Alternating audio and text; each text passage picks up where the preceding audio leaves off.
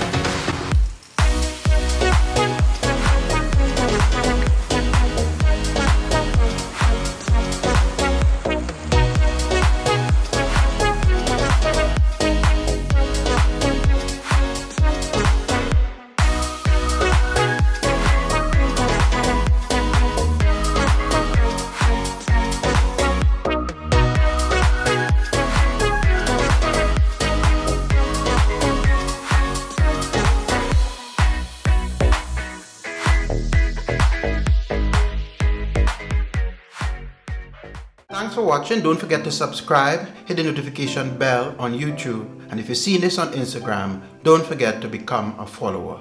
See you on the next video.